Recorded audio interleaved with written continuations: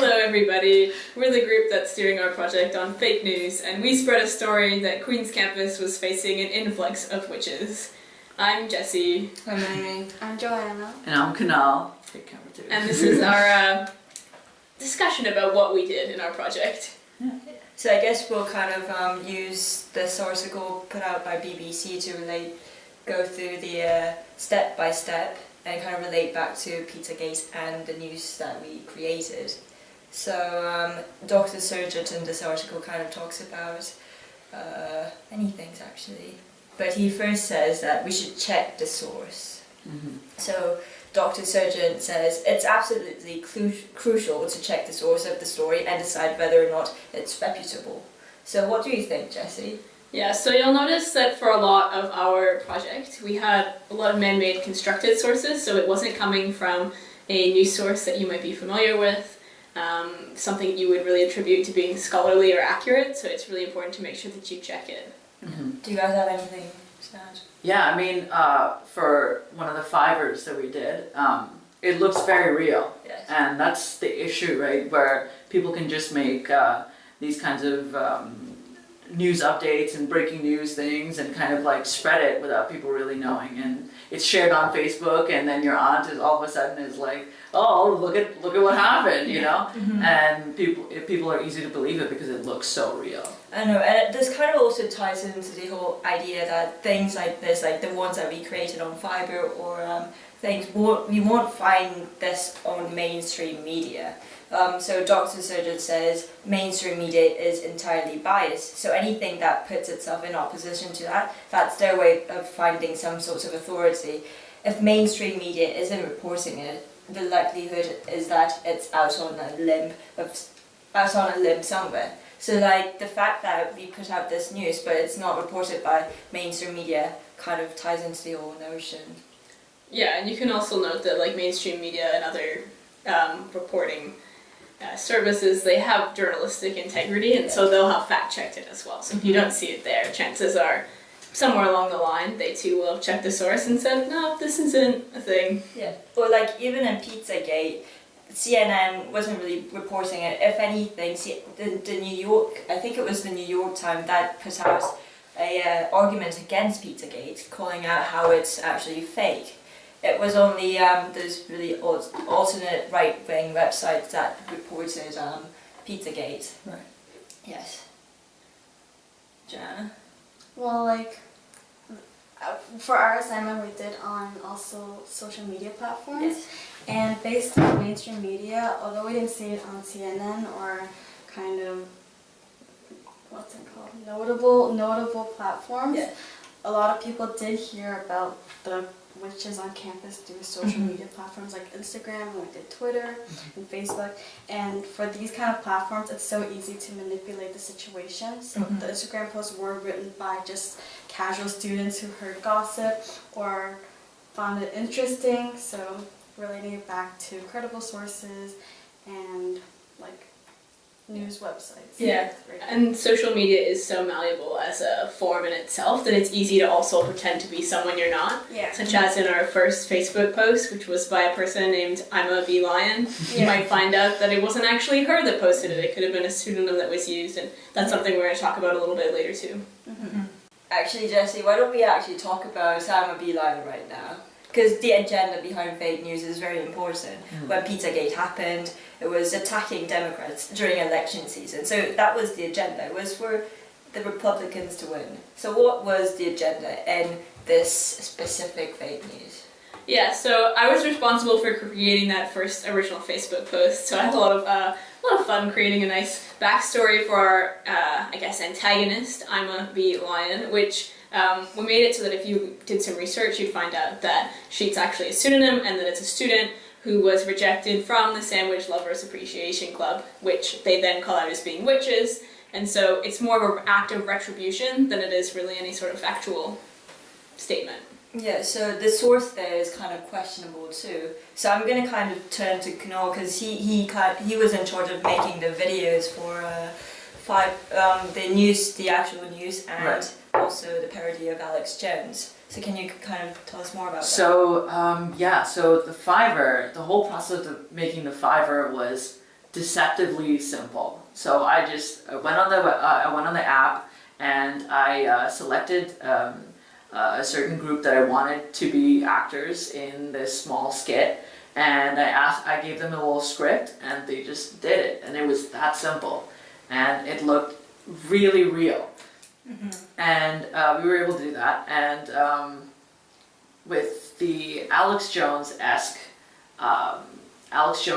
video, I think it was important to do a video like that because newscasters like Alex Jones kind of legitimize issues like this for his base, who can be very loud and very influential at times.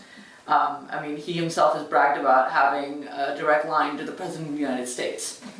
So people like that have a lot of influence, and they use issues like this to kind of not only push themselves on the world stage, but also, like I showed in the video, push products. Like, well, I did macaroni, but he has different kind of male vitality products or whatever he does. So, yeah, even in his videos, it's very hard to actually find sources.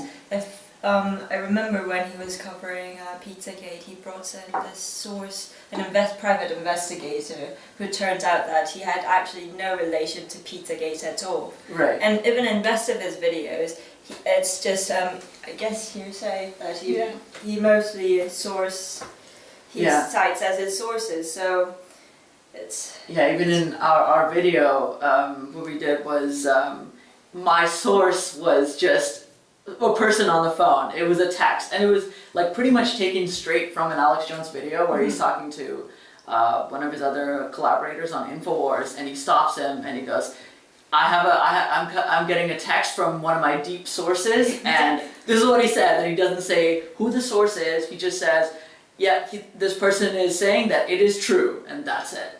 And he uses that as a legitimate source for his arguments. Yeah, I think that also comes into play with the Facebook posts and with a lot of the other things. If you were to actually research it or look sort of deeply into them, you know that they go, sources say, or sources do, but where are the sources? It's not listed anywhere. So you can tell that it's not a valid argument because the sources that are supposed to be backing it up are non-existent. So we should talk about social media then. You two were part of creating those tweets and Instagram posts. So can you guys talk about it? Yeah, so I created the Instagram post, and like any Instagrammer, it was so easy to write up any kind of quote or kind of lines that associated with the topic as long as you knew the target market. And on Instagram, popular things are like healthy living or even like beauty bloggers. As long as you had those lines in your quotes, it could target anyone. And also like with edited images or even like framed up pictures and such, those things are visually pleasing. So I found it really easy to, I didn't even look into the topic that much, but as long as I kind of wrote, witches are existing, or and then I kind of added, but be healthy and happy Friday, these kind of things, I basically made an Instagram post, and that's also easy to spread as well. Yeah. Right, I mean, it's like I was worried at first when we started the project about how to make our tweets and Instagram seem more legitimate. But I realized when writing it, it's like quite simple. As you were talking about, the minute you like kind of break into those popular things on Instagram, no one's going to really doubt you. It's just going to be another like account talking about it. In the same way, Twitter is so famous for funny tweets and like using memes to like kind of make it more famous, and so I just incorporated some of those popular talking points and memes into the subject we were already talking about. So what that does, and I think we talked about this in class, where comedy is used in a way to kind of Trojan horse it into the subject, into the minds of people. Yes. Yeah. And that kind of, it's so much easier to take in. And the minute it's in, now you're thinking about it, and all of a sudden, everyone's taking it pretty seriously. Yeah, and that also kind of makes the tweet gain traffic too with Exactly. all the hashtags and memes. Yeah, and I think we also had one tweet in there where it was being retweeted, and that's another really common thing is to see is it's not necessarily, there's a volume of tweets, but there's also the consistency of the same things popping up every time. And once that tweet is retweeted by someone who has a reputable, reputation basically, it even spreads further. And it's bad too because it's such a difficult thing, a retweet, where someone famous, when they retweet something that's like oftentimes horrendous, they have such a leeway for like, oh, I was just retweeting it, I didn't really say it. When Donald Trump, when he retweeted those videos of like Muslim people beating up English people or something like that, and it brought a lot more legitimacy to something that was completely fake. And then when people asked him about it, he just said, "Oh no, I was just looking at it. I was just retweeting it." Yeah, it removes the accountability as well in terms of retweeting it, but also with social media because it's not really like a face-to-face interaction. In some ways, you feel less accountable, perhaps for the actions that could result from your tweet. Right. And so we tried to also put that in the project with showing like a physical video of what could happen as a danger from something like this spreading. It's actually interesting because if you look at some of the profile of politicians' Twitter account, they actually now says, I do not condone some of the tweets that I retweet, I do not believe in them. So in a way they're really retweeting them but not holding the responsibility of their tweets. Yeah. So the last incident.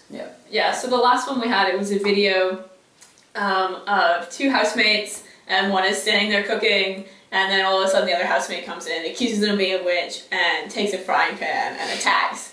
And so we kind of wanted to show the physical effects that something could have. So this started out as, not so innocent Facebook post, but I doubt that the person who would have posted it would have ever thought that it would turn into a physical, violent attack on another person. So it actually, this kind of parallels well with the Pizzagate incident where this one guy was almost brainwashed by these videos that he really thought that there was a child sex traffic ring, I guess, in the basement of a pizza shop. Yeah, it turns out it didn't even have a basement. Right. So once you are the thing with these videos is that when you're connected to it, it's just coming over and over it, and it's just making your brain think that it actually happened or it is happening. Like you're under a threat, and there are people that are witches threatening you, and you kind of act on this impulse that you have to save yourself. It's very psychological too, if you think about it.